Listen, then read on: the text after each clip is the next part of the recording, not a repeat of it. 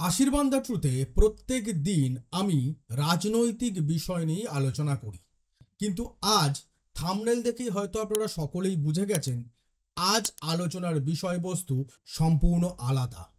আজ আলোচনা হবে আমাদের স্বাস্থ্য নিয়ে। আলোচনা হবে প্রত্যেক দিন আমাদের স্বাস্থ্যকে কেন্দ্র করে যেভাবে এক শ্রেণীর অসাধু ব্যবসায়ী ছেলে খেলা করছে, সেই ছেলে খেলা নিয়ে, সেই অসাধু ব্যবসায়ীদের ধান্দাবাজি নিয়ে। অর্থাৎ বিষয়টা সরাসরি খোলসা করেই বলি, তা হচ্ছে আপনারা যারা অনলাইনে ওষুধ কেনেন বেশ অনেকটা ছাড় পাচ্ছেন এই লোভে, সেই ওষুধ যখন বাড়িতে আসার পর আপনার যে সমস্যার জন্য সেই ওষুধ কিনেছেন সেই সমস্যা নিবারণের জন্য সেই ওষুধ সেবন করা এবং পান করা শুরু করেন, তারপর কি একটা বিষয় খেয়াল করেছেন যে সহজে আপনার রোগ চিকিৎসকের পরামর্শ অনুসারে ওষুধ খাবার পরেও সময় মতো সারছে না? বা আপনি কি এটা খেয়াল করেছেন আপনি অনলাইনে যে ওষুধ কিনছেন সেই ওষুধ কেন আপনার স্থানীয় ওষুধের দোকানে সেই একই ওষুধ যেটি পাওয়া যাচ্ছে তার চেয়ে অনেক কম দাম? এই একাধিক প্রশ্নকে কেন্দ্র করে বেশ কিছুদিন ধরে আশীর্বাদ দ্য ট্রুথ বহুবিধ গবেষণা চালাচ্ছিল। অনেক জায়গায় অনেক ব্যক্তির সঙ্গে কথাও বলেছে আশীর্বাদ দ্য ট্রুথ, কিন্তু কেউই সঠিকভাবে সদুত্তরের দিতে পারছিল না। কিন্তু হঠাৎই আশীর্বাদ দ্য ট্রুথের হাতে একটি ভিডিও এসে পৌঁছালো, যে ভিডিওটি দেখার পর আশীর্বাদ দ্য ট্রুথের সত্যি চোখ কপালে উঠল।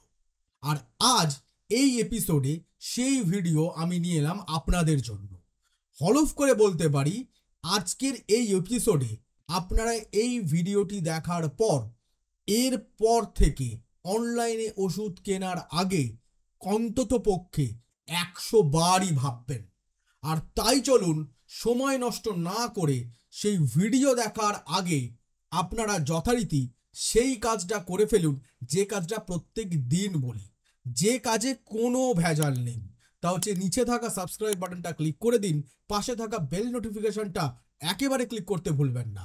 আর প্রতিবেদনটা শোনার সঙ্গে সঙ্গে নিজের কমেন্ট লিখে জানান কমেন্ট বক্সে, এবং আজকের প্রতিবেদনটা অত্যাবশ্যকভাবেই নিজের বন্ধু বান্ধব আত্মীয় স্বজনের সঙ্গে শেয়ার করুন। আর একটা লাইক করুন যাতে এই প্রতিবেদনটা পৌঁছে যায় আপনারই মতো আরো অনেকের কাছে। তাই চলুন আর সময় নষ্ট না করে বিস্তারিত আলোচনায় এগোনো যাক। গত সেপ্টেম্বর মাসের 9 তারিখ সেন্ট্রাল ড্রাগ স্ট্যান্ডার্ড কন্ট্রোল অর্গানাইজেশনের তরফে একটি বিবৃতি প্রকাশ করা হয়। সঙ্গে প্রকাশ করা হয় একটি তালিকা, যাতে দেখা যায় আমাদের দেশে বর্তমান 50টি এমন এমন ওষুধের নাম সেই তালিকায় উঠে এলো যে ওষুধগুলি পরীক্ষায় ফেল করেছে। অর্থাৎ সেই ওষুধগুলিতে মিলেছে ভেজাল। আর তাকে কেন্দ্র করেই নামি দামি কোম্পানির সেই ওষুধগুলি বাজারে নিষিদ্ধ ঘোষণা করলো central drug standard control organisation. সেই ওষুধগুলোর মধ্যে ছিল প্যারাসিটামল এবং প্যান্ডির মতো, অর্থাৎ প্রত্যেক দিনের জীবনযাত্রায় জ্বর সর্দি কাশি অম্বলের জন্য আমরা যে ওষুধগুলি প্রায় মুড়িমুড়কির মতন ডাক্তারের প্রেসক্রিপশন ছাড়াই অবিবেচকের মতন খেয়ে থাকি, সেই ওষুধগুলো জানিয়ে আমরা 29শে সেপ্টেম্বর কথাও বলেছিলাম, আপনাদের সামনে তুলে ধরেছিলাম সেই তালিকা। সেই তালিকার ছবি এই মুহূর্তে আপনারা স্ক্রিনেও দেখতে পাচ্ছেন। অর্থাৎ যে 50টি ওষুধ সেপ্টেম্বর মাসের এই পরীক্ষায় ফেল করেছিল, তারপর স্বভাবতই প্রশ্ন ওঠে যে ওই ওষুধ কোম্পানিগুলির তরফে ওই ব্যাচের ওষুধগুলি কি করা হলো। সেই সকল ওষুধগুলো কি বাজার থেকে ওই ওষুধ নির্মাতা সংস্থারা তুলে নিয়েছিল? উত্তর কারোর জানা নেই, কারণ কেন্দ্র এবং রাজ্য কোনো সরকারের তরফেই এর কোনো উত্তর আমাদের সামনে দেওয়া হয়নি। এমনকি সেন্ট্রাল ড্রাগ স্ট্যান্ডার্ড কন্ট্রোল অর্গানাইজেশনের তরফেও এর কোনো সদুত্তর আমাদের বিবৃতি আকারে প্রকাশ করে জানানো হয়নি। তাহলে প্রশ্ন উঠছে যে এত হাজার হাজার কোটি টাকার ওষুধ রাতারাতি কিভাবে মার্কেট থেকে তুলে নেবার ব্যবস্থা করেছিল ওষুধ কোম্পানিগুলি? যদিও সেপ্টেম্বর মাসে যখন এই খবর সামনে আসে, তারপরেই যে ওষুধ কোম্পানির ওষুধগুলি পরীক্ষায় ফেল করেছিল, সেই ওষুধ কোম্পানির মধ্যে সিংহভাগ ওষুধ কোম্পানি দাবি করেছিল যে উক্ত ব্যাজ নাম্বারের ওষুধগুলি তারা তাদের ফ্যাক্টরিতে তৈরি করেনি। তাহলে প্রশ্ন উঠছে, সেই জাল ভেজাল সম্পন্ন ওষুধগুলো কোথায় তৈরি হলো বা কিভাবে বাজারে এলো? কিন্তু সেই প্রশ্নের উত্তর যখন আমরা খুঁজতে শুরু করলাম, গত 1 মাসের বেশি সময় ধরে সেই উত্তর যখন খুঁজে চলেছি, ঠিক সেই সময় আমাদের কাছে এসে পৌঁছায় একটি ভিডিও। সেই ভিডিও দেখার পর আমাদের চোখ কপালে উঠল, আর সেই ভিডিওই আশীর্বাদ দ্য ট্রুথ নিয়ে এলো আপনাদের জন্য। হলফ করে বলতে পারি, এই ভিডিওটি আপনি এর আগে আমাদের দেশের কোনো সংবাদ মাধ্যমের টিভির পর্দায় দেখেননি। কোনো ওয়েব পোর্টালে এই ভিডিওটিকে কেন্দ্র করে একটিও খবর দেখেননি। আর সেই ভিডিওই এবার আমি নিয়ে এলাম আপনাদের জন্য। তাই আলোচনায় এগোনোর আগে সেই ভিডিওটি দেখুন। वो जो आपने उसको भेजा है, हाँ कलकत्ता वाले के से एटलीस्ट कलकत्ता वाला के तो अमेज इसका बहुत माल डॉक्टर रेड्डीज, बहुत डॉक्टर रेड्डीज कौन है? पैटॉक तो अंदर है। पैंडी पैंटो में तो ये लो, आ जाओ। ये पैंडी में आई बोलो तो बोलेगा इधर इधर फोकस करो देखो नहीं, अपना जो कैमरा पोर्ट का है, कैमरा पोर्ट ये है ना, वो जो हमारा चल रहा है टाइम और मोदी नगर वाली तो है। हाँ उनका बैच है 37 नंबर, वो हम वहाँ पे हम 32 नंबर में लाते हैं 32 और 25। 32 और 25 में लाते हैं 37 नंबर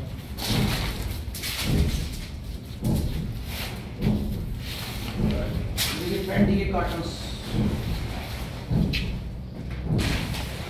यही तो है इसका कैप्सूल भी है ना? हाँ कैप्सूल रॉ मटेरियल हमारे पास है अभी, और दूसरी जगह रॉ मटेरियल कौन सा है हमारे पास? ये ब्लिस्टर, ये पहले ये देखो, ये देखो यहाँ पे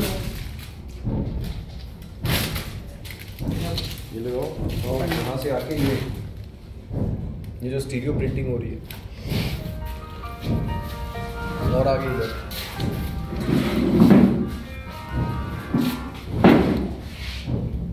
नमस्कार जी। ये इसको अभी हमारे पास पैंडी के साथ एक ग्लेन मार्क भी है ना, इधर सुनो कौन ग्लेन मार्क, टेल्मा और ये ग्लूकोनोम, सभी बड़ी कंपनीज के प्रोडक्ट्स हैं। তাহলে ভিডিওতে আপনি কি দেখলেন? আপনি প্রত্যেক দিন অম্বলের জন্য যে প্যান্ডি ওষুধ খাচ্ছেন, সেই প্যান্ডি ওষুধটি কতটা নির্ভেজাল তা নিয়ে আপনার মনে এবার কি প্রশ্ন উঠল? আপনারা যারা বেশ অনেকটা টাকা কম দিতে হবে এই লোভে, অর্থাৎ অনেকটা টাকা ছাড় দিচ্ছে ডিসকাউন্টের লোভে অনলাইনে ওষুধ কিনছেন, তাদের মনে কি এবার প্রশ্ন জাগলো? তাদের কি এবার চোখ খুলল? আপনি একবার চোখ বন্ধ করে নয়, চোখ খুলে এই ভিডিওটা পজ করুন এবং ভাবুন, আপনি যদি অনলাইনে ওষুধ অর্ডার করে প্রতি মাসে সেবন করছেন, তাহলে সেই অনলাইনে আসা ওষুধ কি 100% সঠিক? প্রশ্ন মনে অবশ্যই জাগছে। কিন্তু প্রসঙ্গ হচ্ছে, এই অনলাইনে যে ওষুধ বিক্রি হয়, সেই অনলাইনে ওষুধের মার্কেট বর্তমানে আমাদের দেশে কত শতাংশ? বিষয়টা হচ্ছে, করোনা মহামারীর আগে এই অনলাইন ওষুধের মার্কেট আমাদের দেশে মাত্র ছিল মোট ওষুধের মার্কেটের 5%। কিন্তু করোনা মহামারীর জেরে যখন অবিবেচিত লকডাউনের ফলে দীর্ঘ মাস আমরা দেশবাসী গৃহবন্দী হয়ে রইলাম এবং তারপর করোনার দ্বিতীয় ঢেউ আসতে আমরা দেখলাম উত্তরপ্রদেশের গঙ্গার ঘাটে মানুষের দেহ ভাসতে, ঠিক সেই পরিস্থিতির মধ্যে দাঁড়িয়েই সারা দেশ জুড়ে একটা প্রবণতা, বলতে হয় একটা ঢেউ আসে। সেই ঢেউটা হচ্ছে, একটা বড় অংশের মানুষ, একটা বড় অংশের ক্রেতা রাতারাতি অনলাইন স্টোরমুখী হয়।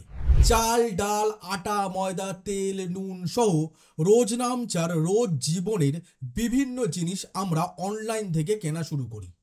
আর তারই সঙ্গে আমরা অনলাইন থেকে কেনা শুরু করি ওষুধ। আর যার ফলেই রাতারাতি যে মার্কেট করোনা মহামারীর আগে ছিল 5% মাত্র মোট ওষুধের বাজারের, সেই মার্কেট রাতারাতি ডবল হয়ে 10% পৌঁছায়। এবং বর্তমানে অনলাইনে ওষুধ বিক্রির মার্কেট আমাদের দেশে 15 থেকে 17%। আর সেই মার্কেট আগামী দিনে আরও বাড়তে চলেছে বলেই অনুমান করা হচ্ছে, বলা যায় আশা প্রকাশ করা হচ্ছে। কিন্তু এখান থেকেই প্রশ্ন, এই যে এপিসোডে আপনাদের ভিডিওটি দেখাচ্ছি, এই ভিডিওটি দেখার পরই প্রশ্ন উঠছে, তাহলে অনলাইনে আমরা যে ওষুধ কিনছি এবং খাচ্ছি সেই ওষুধ কতটা ভেজাল মুক্ত?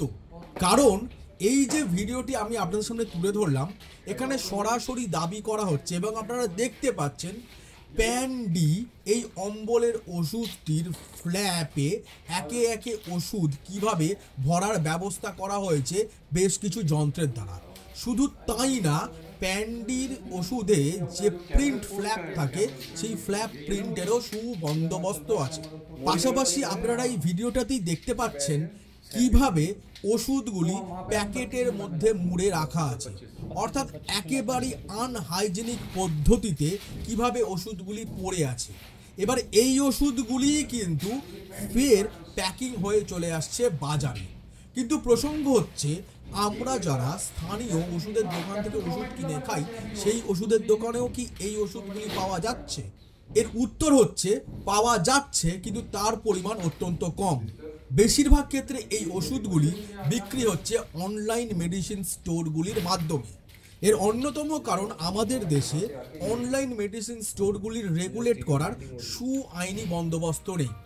এমনকি আমাদের দেশে ব্যাঙের ছাতার মতন গড়ে ওঠা রাতারাতি এই সমস্ত অনলাইন মেডিসিন স্টোরগুলি যে সকল মেডিসিন হাব থেকে ওষুধ কিনে মানুষের কাছে সাপ্লাই করছে, সেই সাপ্লায়ারদেরও যথাযুক্ত নাম, পরিচয়, ঠিকানা এবং তাদের ব্যবসার নথিপত্র পর্যন্ত এই সকল অনলাইন মেডিসিন স্টোরগুলোর কাছে নেই।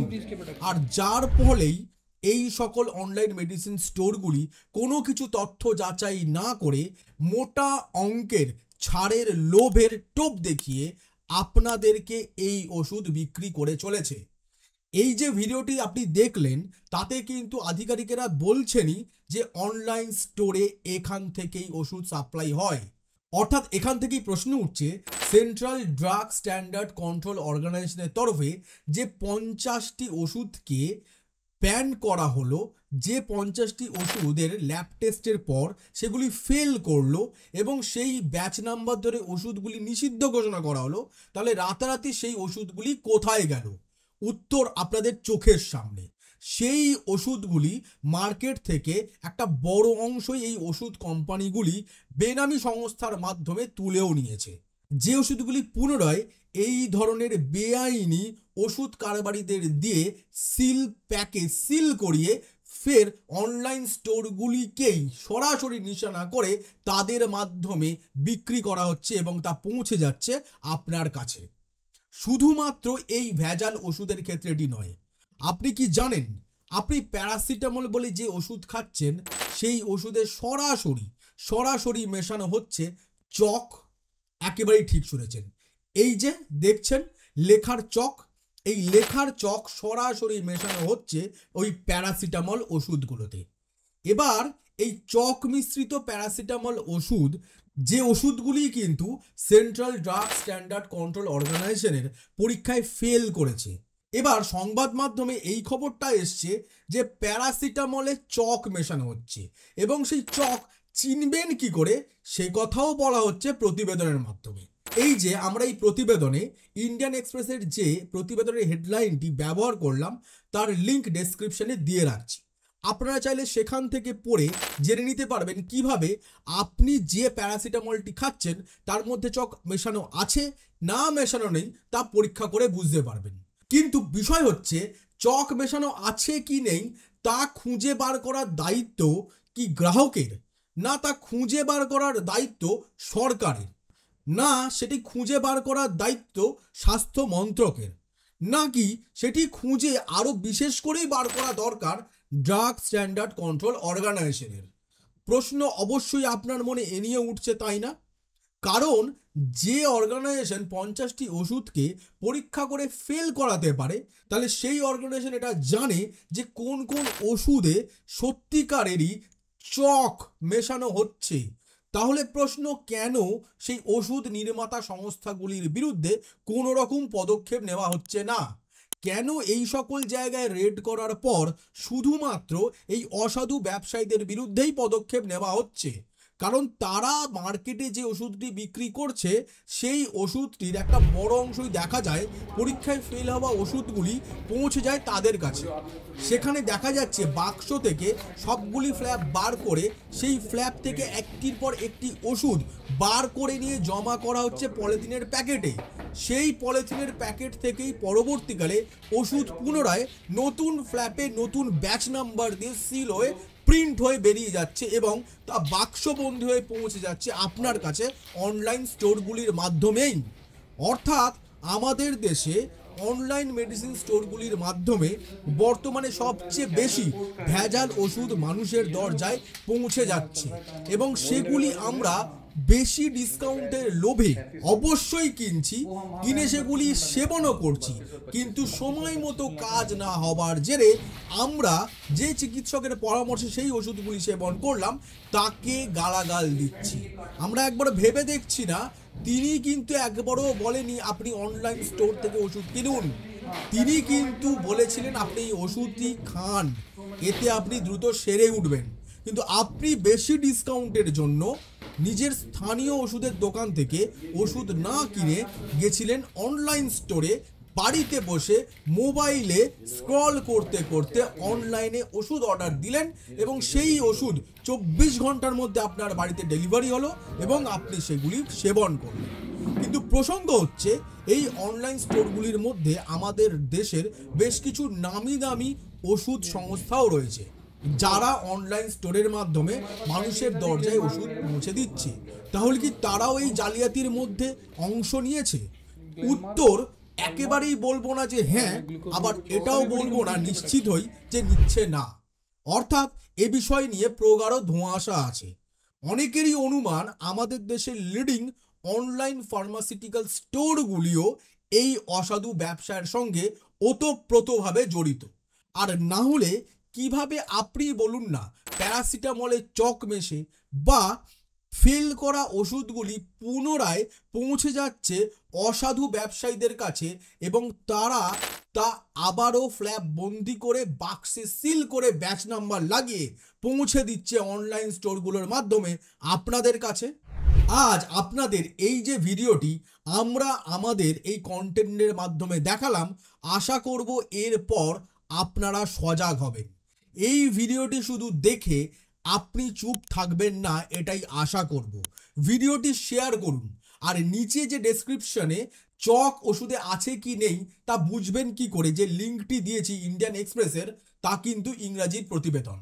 এবার আপনি যদি ইংরাজিতে সেই প্রতিবেদনটি সঠিক করে পড়ে মানে বুঝতে না পারেন, তাহলে বলবো কোনো রকম লজ্জা না করে আপনার চেনা পরিচিত যিনি ভালো ইংরাজি পড়ে মানে আপনাকে বলতে পারবে তাকে দিয়ে পড়ান এবং মানেটা বুঝুন। একই সঙ্গে তাকেও এই ভিডিওটি শেয়ার করুন, তাকেও বুঝতে সহায়তা করুন। আমাদের দেশের বর্তমানে গত 13 বছরে গড়ে ওঠা গদি মিডিয়ায় আপনারা এই ধরনের খবর দেখতে পান না, কিন্তু তারই মধ্যে আমাদের দেশের একটা বড় অংশের প্রিন্ট মিডিয়া যেখানে এই ধরনের খবর বা যেখানে এই ধরনের বিষয় নিয়ে প্রতিনিয়ত লেখালেখি হয়, কিন্তু তার মধ্যেও সবচেয়ে বড় সমস্যার বিষয় সেই প্রতিবেদনগুলির সিংহভাগই ইংরাজি সংবাদপত্রগুলোতে প্রকাশ হয়, যা মধ্যবিত্ত মানুষের নাগালের বাইরে, এবং সিংহভাগ সময়ই যেহেতু ইংরাজি ভাষা আমরা সকলে সঠিক মতো পড়ে বুঝে উঠতে পারি না, তাই আমরা প্রত্যেক দিন ইংরাজি নিউজ পেপার পড়ি না। আমরা স্বভাবতই স্বাভাবিক নিয়মেই আমরা বাড়িতে এবং বিভিন্ন জায়গায় সুযোগ সুবিধে হলে বাংলা সংবাদপত্র, বা যিনি হিন্দি ভাষাভাষীর তিনি হিন্দি, বা যিনি অন্যান্য কোনো ভাষাভাষীর ব্যক্তি তিনি তার আঞ্চলিক ভাষাভাষীর কাগজটি পড়েন, এবং সেখান থেকে দাঁড়িয়ে সেই সমস্ত সংবাদপত্রে এই ধরনের প্রতিবেদন সামনে নিয়ে আসা হয় না। আর সেখান থেকে দাঁড়িয়ে এই লিঙ্কটি ডেসক্রিপশনে দিলাম। আবারও বলছি, যদি আপনি ইংরাজি পড়ে মানে না বুঝতে পারেন, কোনো রকম লজ্জা না করে আপনার নিকট আত্মীয় বন্ধু বান্ধব যিনি ইংরাজি পড়ে আপনাকে সঠিক মানে বলতে পারবে, বোঝাতে পারবেন, তাকে দিয়ে পড়ান এবং বোঝার চেষ্টা করুন যে ওষুধের ভেজাল কিভাবে ধরবেন। ভাবুন তো একবার, প্যারাসিটামলে মিশছে এই ধরনের বাস্তবের চক। ভাবুন একবার, আপনার জ্বর হয়েছে এবং ডাক্তার আপনাকে অ্যান্টিবায়োটিক দিয়েছে, কিন্তু তার সঙ্গেও জ্বর বাড়লে লিখে দিয়েছে প্যারাসিটামল খেতে। এবার সেই প্যারাসিটামল দিনে 2টি করে খেতে বলেছে। এবার আপনি অনলাইন স্টোরেই অর্ডার করে সেই ওষুধ আনিয়েছেন এবং সেই ডেলিভারি হওয়া প্যারাসিটামলের মধ্যে রয়েছে আসলে এই চক মেশানো।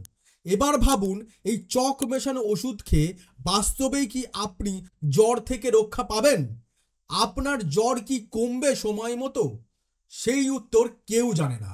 এবার প্রশ্ন উঠছে, এই যে জালিয়াতি ওষুধ নিয়ে চলছে, এই ঘটনা কি ডাক্তারেরা জানেন না? অবশ্যই ডাক্তারেরা জানেন, প্রশাসন জানে, সরকার জানে, স্বাস্থ্য দপ্তর জানে, স্বাস্থ্য মন্ত্রক জানে, সকলে জানে। আমি এর আগে 29শে সেপ্টেম্বরের এপিসোডেও এ বিষয়ে বিস্তারিত আলোচনা করেছি, কিন্তু তা সত্ত্বেও সকলেই চুপ। কারণ করোনা মহামারী পরবর্তীকালে অনলাইন মেডিসিন স্টোরের মার্কেট 5% থেকে 1 লাফে প্রথমে 10, তারপর 15 থেকে 17% বর্তমানে ছড়িয়ে রয়েছে এবং সেই টাকার একটা মোটা অংশের দাবিদার আপনারা সকলেই জানেন। সুপ্রিম কোর্টে অসাংবিধানিক হিসাবে ঘোষিত ইলেকটোরাল বন্ডের মাধ্যমে কিভাবে আমাদের দেশের প্রথম সারির রাজনৈতিক দলগুলি চাঁদা হিসাবে নিজেদের পকেটে পুরেছে, যার মধ্যে প্রথম স্থানেই রয়েছে আমাদের কেন্দ্রের বর্তমানে শাসক দল নরেন্দ্র মোদীর বিজেপি, কংগ্রেস আমাদের রাজ্যের শাসক দল তৃণমূল কংগ্রেস।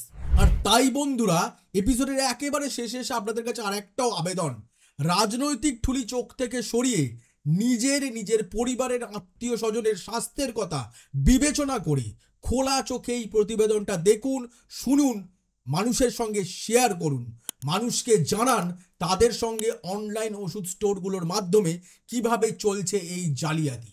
আর ততক্ষণ দেখতে থাকুন আশীর্বাদ দ্য ট্রুথ। আমি আশীর্বাদ, নমস্কার।